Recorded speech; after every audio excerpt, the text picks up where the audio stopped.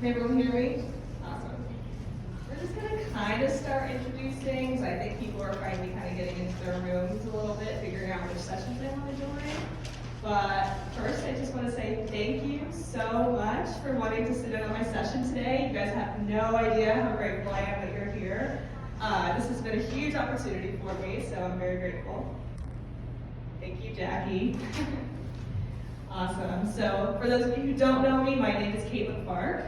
A little bit about myself. I'm a senior at Colorado Mesa University with a degree in mass communication, focused in social media and public relations. A little bit more maybe like why I'm here presenting in front of you today. I'm also president of the PR Club. I've been president for the club for about 3 semesters now. And I feel like we've done a lot of really fun events and just a lot of growth within the club. I'm also the social media manager for the Criterion, if anyone's familiar with the school newspaper. I've been the social media manager for them for about 3 semesters as well. So I've had a lot of fun experience with social media, and I hope what I can tell you today will be really fun. Is anyone here really just clueless about social media? Everyone's great. Thank you. That's great. What is everyone using social media for? So, yeah. Awesome. Anyone else? Yeah. Marketing for my husband's real estate business. Real estate, awesome. I kind of had a dream that someone would have real estate. I have like ideas. Anyone else? Nonprofits, sweet. Initiate is with a nonprofit, yes. Around the social media for the mall. The mall, Mesa Mall, awesome. That's so awesome. I kind of wanted to ask you guys because I wanted to implement some of your businesses within my presentation, just to kind of like offer some examples and get some ideas of what you guys are doing. So yeah, before I kind of get started again with the presentation, I think I just kind of want to back around from when I was in high school and kind of how I got into the whole social media world. It's kind of ironic. It's funny, my parents are here on FaceTime, so everyone, hey, Mom and Dad. Love them dearly, but when I was in high school, ironically, I was not allowed to be on social media. And I got in trouble a handful of times for having Snapchat, Instagram. Okay, I'm sure my parents will laugh it up right now because it's very funny. It's a little ironic that I'm doing social media now, but I didn't know that you could work in social media when I was interested in communications back when I was a senior in high school. I wanted to be a political journalist. That changed really quick when I failed AP Gov. So when I got to college and found out that mass communications was a thing, like social media and public relations was really kind of the route that I wanted to take. Yes. Sweet. So without further ado, we're going to look into the algorithm and see what kind of social media features there are that you may not know about, how to kind of keep track of the changes in social media and everything kind of surrounding that. All right, so just a little bit of what to expect when you're with me today. I have the metaverse on there, but I promise this is not a presentation about the metaverse, but I do have a metaphor that uses the metaverse kind of just for your knowledge and to kind of define what change in social media will do for your platforms and your brand. Changes to look out for in the platform and how to keep track of all the changes in social media, because who here struggles with all the updates that Instagram goes through? Right, oh my gosh. How do you even know that's gonna happen? Because you have this really strong strategy in social media, right? And then all of a sudden there's an update. And you're like, how the heck am I supposed to implement this in my strategy? So we're gonna kind of go over some strategies of how you can keep track of it and be adaptable for your brand. How to carry your brand onto multiple platforms. Because I'm sure Instagram, Facebook, we keep them dear to our heart, but you may be curious about like what TikTok can maybe do for your brand, right? It's kind of scary, it's intimidating. There's so many new ways to incorporate social media in your brand. It's like, where do you even begin? And then how do you keep your brand cohesive when you move from platform to platform, right? Cool. We're just gonna decide what platforms are best for you. So what do you wanna keep, what do you wanna try? And then we're just gonna make sure that the platforms you're using can benefit what your brand and what you're doing for social media. Awesome. So Facebook Metaverse. Who knows what the Metaverse is? What is Mark Zuckerberg up to? Great, because I didn't know either. But I did you all a favor, and I watched his hour-long video describing it. God, it's Mark Zuckerberg walking around a virtual house for an hour, nonstop. And I'm like, okay, we're not gonna make the crap lots up. We're gonna watch it ourselves and just do a little caption of it, right? Basically, what Mark wants to do with the Facebook Metaverse is take real life human connections and make it virtual, which that's kind of what social media is already, right? But he wants to do it in a way that you're hanging out in a virtual home with your friends, having parties and watching football and games in a virtual space. Still confusing, kind of weird. How the heck are we supposed to do this? That's not what we're going to talk about today. Anyway, why is it important that we keep the metaverse in the back of our heads? It's because it's going to represent change. And this will represent change for all social media platforms. And it's important because if you don't like the change, your brand could get hurt in the end.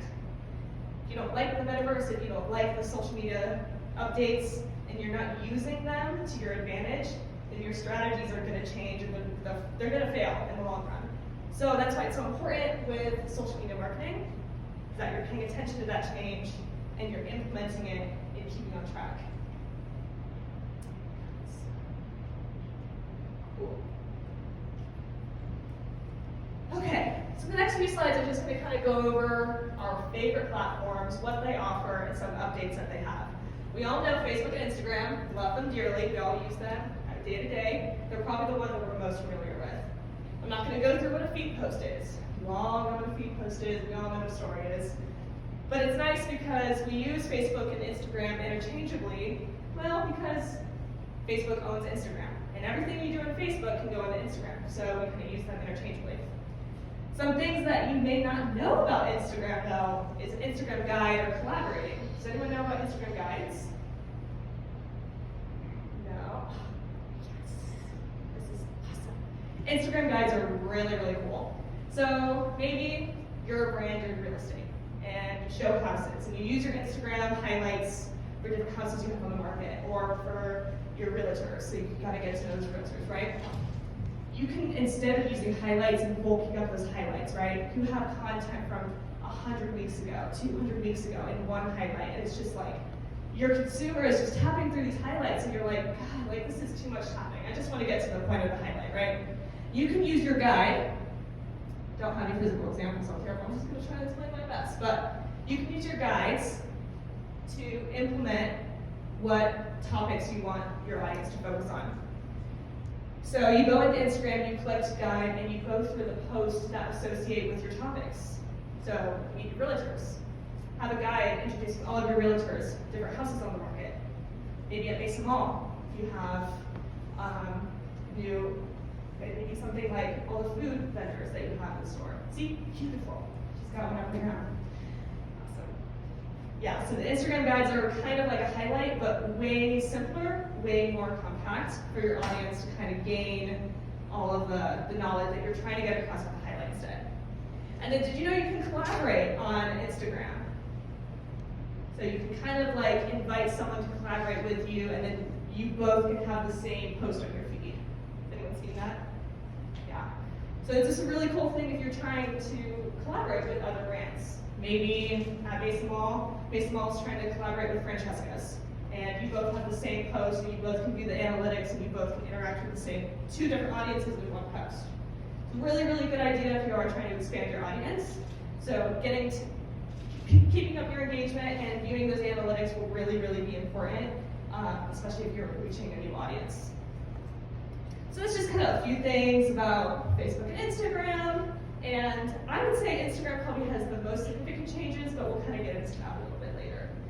For right now, we're going to kind of talk about one of my favorite things that Facebook has done. Is create the Facebook Business Suite and how to track your analytics. Because if you're not tracking your analytics, then your content really probably doesn't matter as much, because then you're not going to know if your content's actually working. Because if you're not tracking your analytics, your content may not be doing the best it can be. If you have low analytics, change your content. If you have high analytics, keep your content going. But then again, social media is going to change, and you're going to want to change that strategy. So that's why it's important always to keep up and entertain with that idea. the Facebook Business Suite is, oh my gosh, my best friend. If you have not used Business Suite to schedule your content, you have to try it. It's super easy to do. Get onto Facebook. If you have your business account, click on Business Suite, schedule your content ahead of time. It is a lifesaver, my favorite thing in the world. I might even show you a few examples on my Facebook too, just to kind of show you what we've done maybe for Initiate, because as maybe you know, Ashley and I have done all the content for Initiate the past few months, and so I have all the content bumped up on our Facebook Business Suite, so we can kind of show you the behind the scenes of that maybe at the end here. Okay, so just kind of moving on to some other platforms. We have Twitter and Pinterest, and Pinterest is like, oh yeah, of course. Back up real quick. Sure. The Business Suite, you can still do they have any limitation against political groups on that? So as in like letting you post? Are you utilizing Business Suite for a political group? Okay. Is there any? It's just like with any, yeah, of course. You do actually, for political or religious leaders, yes, a separate application. You just want to say that, Okay. yeah, it is. For the Business Suite? Yeah. Okay. Thank you. And then if you are creating an ad or wanting to boost something, you also have some restrictions now for those political things that you have to write up and make sure that Facebook agrees with them, otherwise it will keep rejecting your post. But if you are a politician, you have to have like your driver's license and another like form of ID on file to be approved. Okay.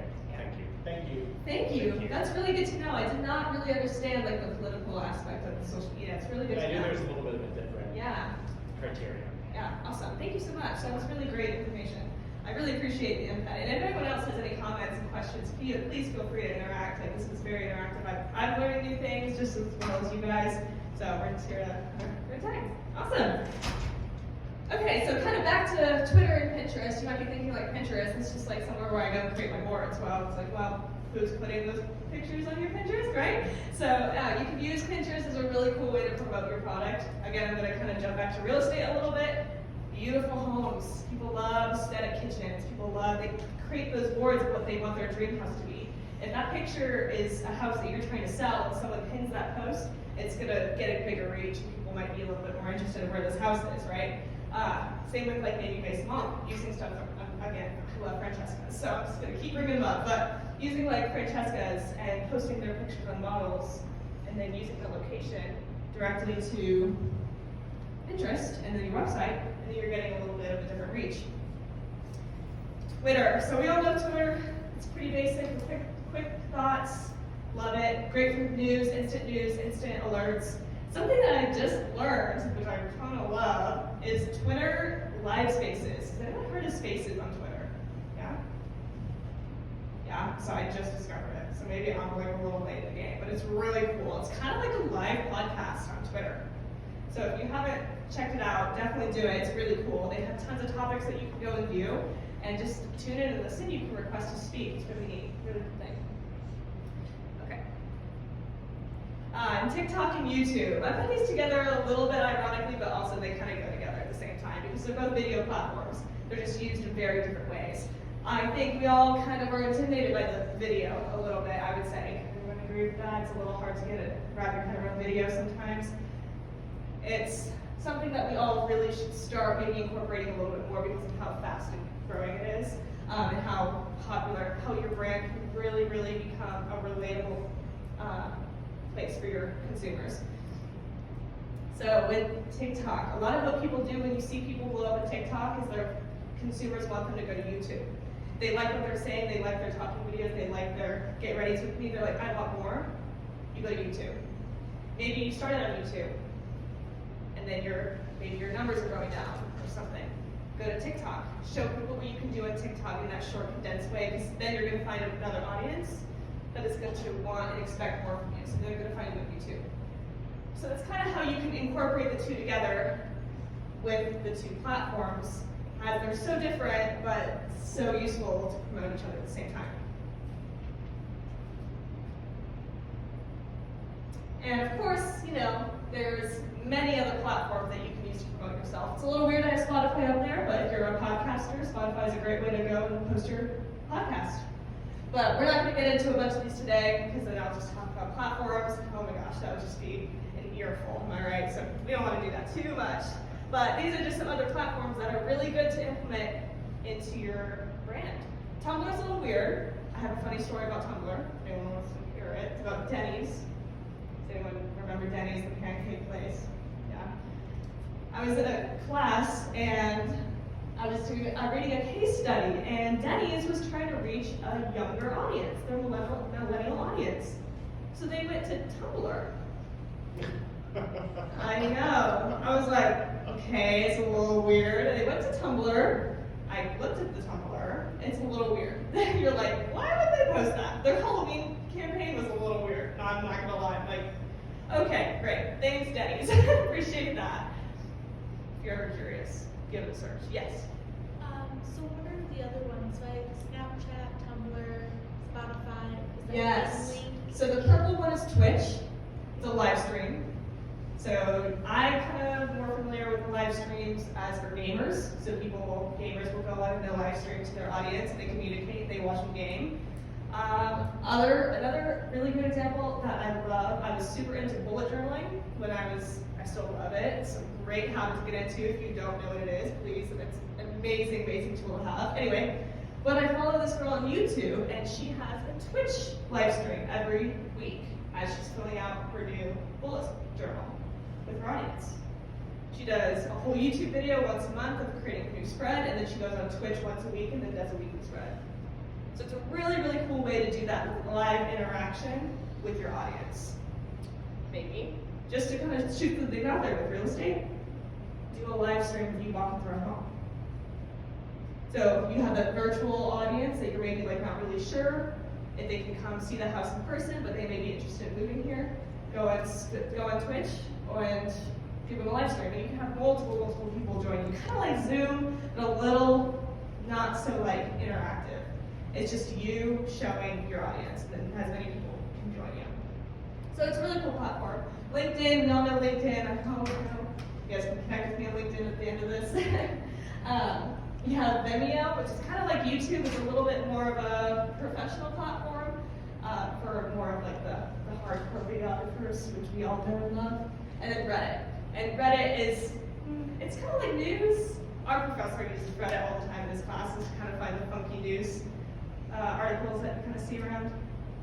Anyway, so that's kind of what the other examples that I found that people use often and kind of the popular platforms. Does anyone have any questions, comments before I can continue on to how to maybe keep track of changes through social media? Yeah. Speaking about the collaboration on Instagram. Yeah. That's something I just started doing recently, and connecting with the guy that promoted this Dallas areas. Being able to connect with some students, do a little collaboration, get guys that have millions of followers. I don't know, $20,000 on Instagram, but do all the posts, you can get tens of thousands of Yes. likes and comments and shares. Exactly. Just been asking something, yes, we collaborate with you, or somebody requests a collaboration, absolutely accept that. You can remove that from the community, not you, but it's a. Yeah, no, absolutely. It's a really, really cool way, like you said, to reach out to someone who has that bigger following, who has that same niche as you, and just kind of connecting the two together and then collaborating and enjoying each other's presence and sharing each other's audience. Okay, are we overwhelmed? Oh my gosh, great! Thank gosh, we can just skip through this one then. That's nice. Oh. All right, so the question is, now that we've kind of gone over all of our platforms, where are your audiences using? What are you guys using the most? Where do you see the most out of your content on the platforms that you're using? Is creating content on another one worth it, right? So what are some, I mean, I assume everyone's on Instagram, everyone's on Facebook, but what's a platform that people want to kind of get more into?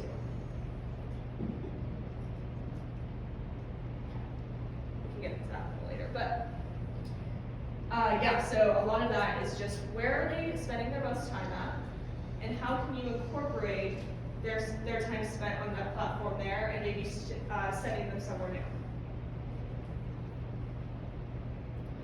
All right, so now we kind of get into the tracking of the algorithm and the updates and the features that we all love, but Instagram just drops them in front of our laps, right? Get to this.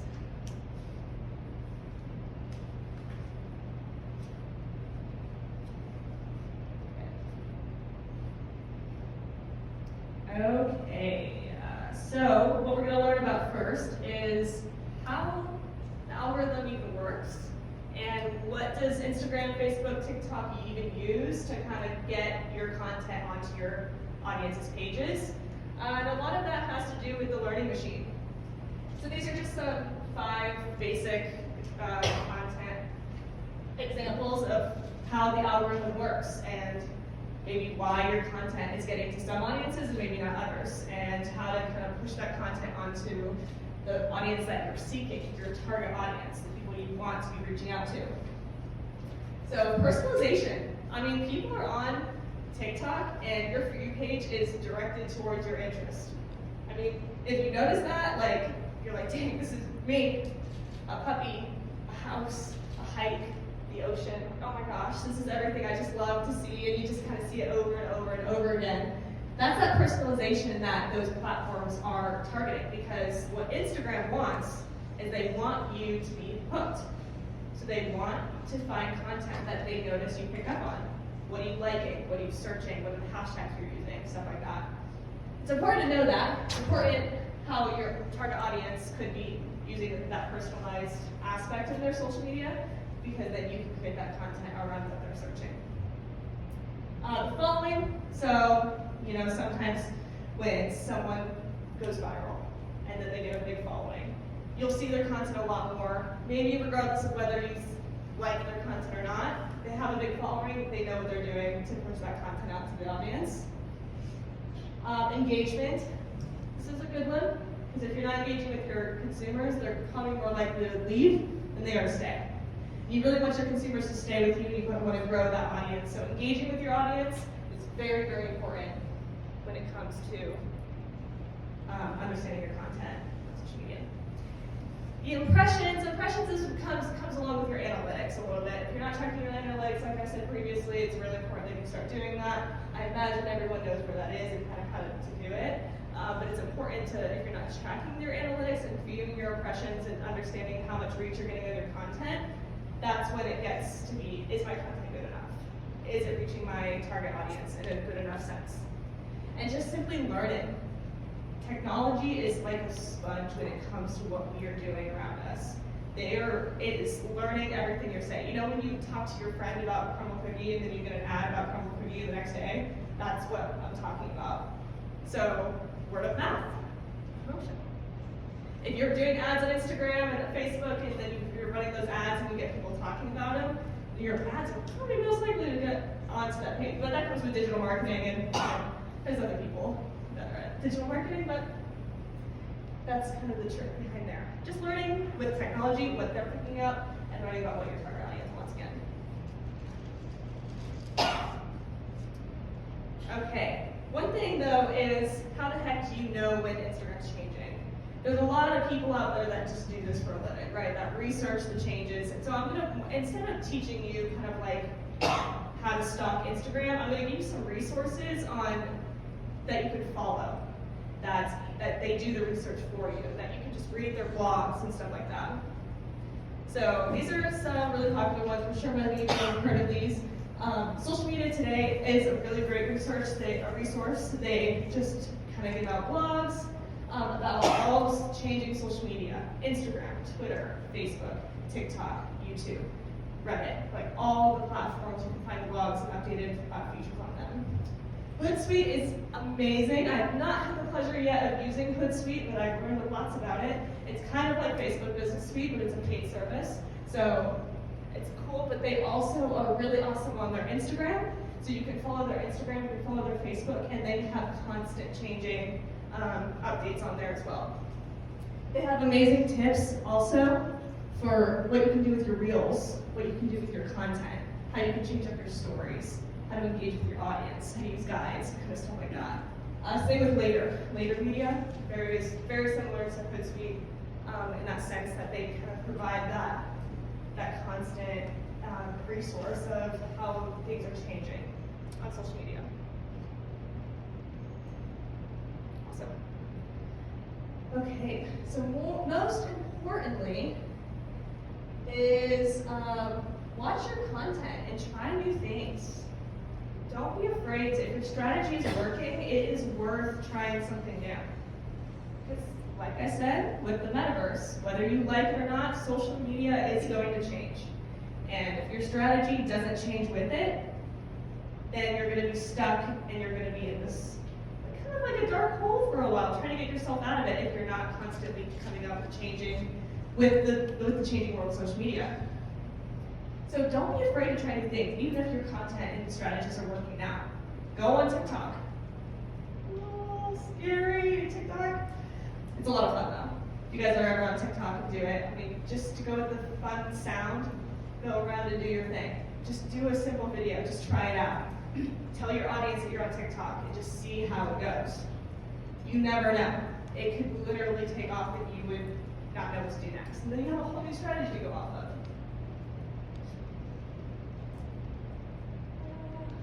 And even if you don't find what Instagram is doing, you're going to find out.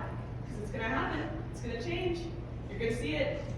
One other topic on Instagram that I do want to get to know, I don't think anyone, it hasn't happened on my Instagram yet, so I can't imagine it's happened on everyone else's. But has everyone heard of the new homepage that Instagram is coming out with? Yeah? Anyone else? No? There's going to be three homepages. I know. Okay, so there's going to be the homepage that everyone knows and loves. There's going to be your following. So only the people that you follow is going to be on that following page, and there's going to be your favorites. So then if you're on your, say, the Explore page, and you like something with tattoos, or you like something with food, people cooking, that's going to show up in your favorites. You can kind of select those topics. So why is that important? If we haven't got the update yet, because it's probably going to happen. And you want to get on everyone's favorites, you want to get on everyone's following, and you want to remain on their homepage. So that's a whole other strategy that you're going to have to kind of work with and just see how that can change over time. A little scary, I know. But as long as you keep a loyal consumer base, they're going to stay. You're going to stay on their following page. You're going to stay on their homepage, and so it's going to be really beneficial for everyone if we kind of know about that ahead of time and kind of adapt to those strategies, like I said. Ooh. Yes. Question on that. So I have my favorites, all the favorites that you are keeping still here, but do you have any suggestions on the, is favorites the ones that are put people turn on all notifications, or how do you know that on that list? Probably. I have not yet gotten that update, so I haven't been able to play with it myself. I've just kind of seen what it looks like on the platforms that I follow, the accounts that I follow. But with favorites, maybe some suggestions I can get. Stay trendy.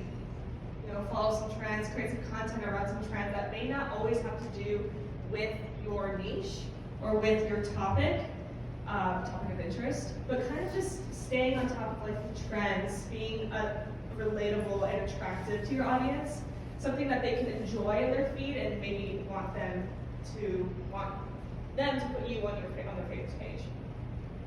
But the biggest thing is staying on the following page.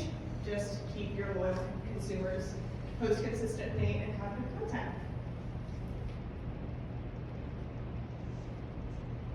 Okay, woo! That was a lot, man. I could talk forever. We're gonna kind of go over a little bit of brand cohesion because I know having multiple multiple platforms can be kind of hard at keeping like your same color palettes and the fonts and the identity, right? Let me see what I have here. I think the biggest thing is just, it can be scary, but having confidence in your brand that you can carry it on to other platforms. Just knowing what your brand is, keeping your message in mind, and carrying that onto other brands. So something like Instagram Reels, Facebook events, TikToks, and YouTube, they're all very different, they all have very different things, but they can be the same to your brand. It's nice because, like I said before, Instagram and Facebook are best friends, so you can link up your Reels to your Facebook, and you can view all of your Reels on Facebook or Instagram. It's really cool because then you can create an Instagram reel about an event that you have on Facebook. So then your Instagram reel is attracting people to go to your Facebook to attend your event. Or using TikTok, like I said as an example earlier, for your YouTube, or vice versa. And your audience is more likely to be on TikTok, but they like what you're doing and they want to see more of it. Say you are into cooking, or you're get ready with me. You're doing your makeup in the morning and people want to see more in-depth videos, however it goes. They're gonna ask you to kind of move to YouTube, or without even asking, tell them. Use those platforms to tell your audience where else you are, because that's how you're gonna get that bigger audience. You're gonna have more of a connection, and people are gonna almost feel like they're friends with you in a way, or they can trust you more than other content that's relatable to yours. Because that's the big thing with marketing, as we all maybe know, is trust. You really want your audience to trust you. Because if they don't, they kind of slip up, they're gonna notice and they're gonna tell you. Right? It's gonna impact you. But having that trust with your audience is really, really, really gonna make that brand cohesion a lot easier. Because then your brand, your target audience, and your consumers are gonna follow you, no matter where you are on social media. Anyone have any comments here?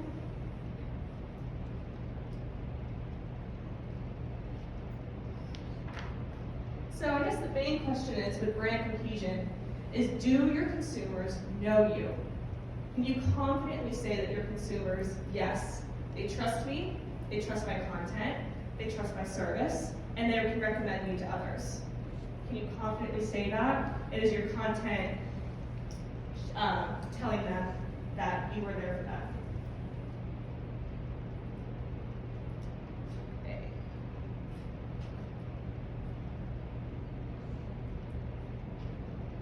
Cool. So all things social. We're kind of wrapping up the presentation a little bit here. So I kind of wanted to have the last few minutes just to kind of open the conversation, maybe some ideas that you guys have gathered from this conversation that we've had today. What platforms are you using? What's working? What's not working? Does anyone have any ideas or suggestions that they want to? Do you find it helpful to post exact same images on Facebook and Instagram, or adjusting it? Like you mentioned, referring to making a reel about an event making a reel on Instagram for an event on Facebook. Sure. Versus just having the same images on. That's a really great question. Where do you default? What's the best strategy? What's the most initiating a new, like I just took over a new client and they've done nothing. Yeah. Yeah, I gotcha. Like we're updating website, we're like, it was ugly. Yeah. And so like just re-engaging that, and then also reaching out to other demographics too. Is there like, does the Latino community use more of Instagram than Facebook or whatnot, or age groups, you know, that whole demographic we want to go out and connect with. We know their like minds are there.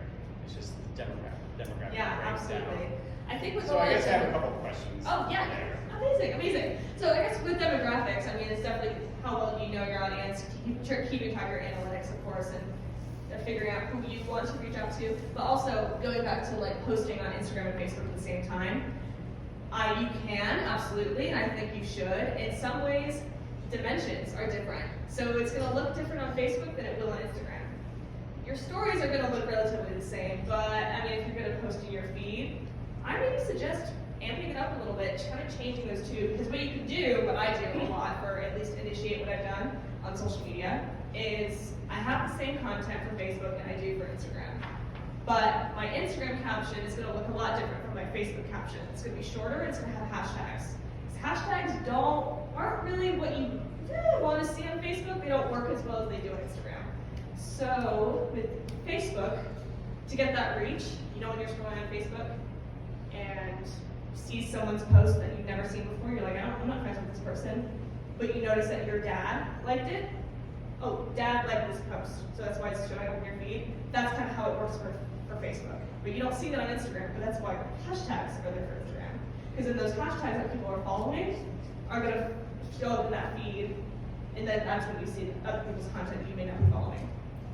So when it comes to kind of posting on Facebook and Instagram, definitely do the same, but they're going to have to be different in some ways. Which is another really great thing with the Facebook Business Suite, is that you can type the same caption and then edit them within the post, which is really, really convenient, and I definitely recommend checking it out if you haven't checked out Business Suite already.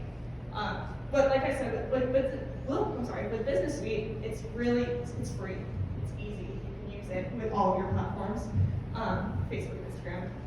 So, but when you're ready to kind of move on, that's when I suggest maybe Hootsuite or Later Media, something like that. But really great questions. I hope, did I answer them kind of for you? Yeah, you gave me a direction, thank you. Awesome. So what is the one platform people want to start using? How do you maneuver TikTok? I'm pretty new to that. Yeah. She started dancing over here, I love I that. have one That's kind of what we think of, right? It's just like the little dance videos that you see on TikTok all the time. That's slightly very With TikTok, what I love about most of it is it's so simple to use. It can be intimidating with how simple it is. Because you're like, no way I can just stop the video and, oh, how do I know if it looks good? Start with that. Literally start with, oh, I don't know if that looks good, and hit post anyway. Oh my gosh. And then you're just gonna, people are gonna see it, people are not gonna see it. I don't know. It really comes with I have not mastered the target audience on TikTok yet. It is a tough platform. But what I suggest is paying attention to what you see, what you hear, using sounds that are people using, because those are what's most popular within the week, and then people are most likely to acknowledge those sounds. Yeah. And is there like a certain, like I've seen posts like on Pinterest and stuff, but I don't know if this is the same area or not, but is there really certain times that posting on certain platforms is more beneficial to you? Yes, definitely depends on your target audience. But posting times are very important. That's a really great question that you asked. Sometimes it's mornings, sometimes it's evenings, sometimes it's, I never post in the middle of the night. You're never gonna get anything unless your target audience are somehow up at 2 a.m. waiting for you to post. But it definitely will impact your content, and it depends on what the content is for. If you have an event, you're probably gonna wanna do it like the night before, the evening before, the morning of, something like that. Posting it a week in advance. Kind of understanding your timing is really gonna benefit that long run. That way you kind of can balance how often you're gonna repost it in your stories. Say you have a showing, you have an open house, you post it a week in advance, you post it to your stories 3 days before the event, you post with a countdown, with a whatever. That kind of timing is really important, and then when you're reposting that content, it's also important knowing your timing, because then you're gonna have to realize, oh, it's a Sunday night, okay, my event is Monday morning at 9, I'm gonna want people to see it and acknowledge it while they're eating dinner, 5 o'clock. Reposting at 5 o'clock, 4 o'clock, because then people are getting off work, people are going home, they're gonna go scroll on Instagram, and your content's gonna show up as soon as that. Lunchtime, it's another really great time. People are on lunch break, they go on their phones, they see your post. Stories, real quick, I just wanna say, it is 1:45, so we're gonna wrap up here in a minute, but with stories, your best friend, you wanna post your stories daily. Because then, as soon as you start doing that, your posts are gonna go to the front of your viewers' page. You're gonna be the first story that they press on. So the more you post in your stories and the more that you're kind of reaching that goal, you're gonna get a bigger reach. So reposting your content, using those times responsibly, and kind of understanding when your audience is gonna be on their social media. Okay, awesome, oh my gosh. I talked so much, that was a lot. I was kind of nervous. I was like, am I gonna get to the full 45 minutes? I did, barely. Oh my gosh. So this QR code is to my LinkedIn. Please feel free to connect with me if you are interested. I am graduating, maybe looking for opportunity in the future, so please connect with me on there. We do have surveys. So I know in all of the middle tables, there's these QR codes. You will be filling out a survey for all the speakers that you see today. Please, I would love if you gave me all the feedback that you could. Good, bad, in between, I don't care. I just really want the feedback. This is my first time speaking as a young professional, so all the feedback that you have, good, bad. There's my cue, okay. Thank you so much, everybody, for coming to my session. I really appreciate it. If you're interested in sticking around, I'll be talking about Canva. We're going to do a Canva workshop right after this. So thank you so much. Enjoy the sessions.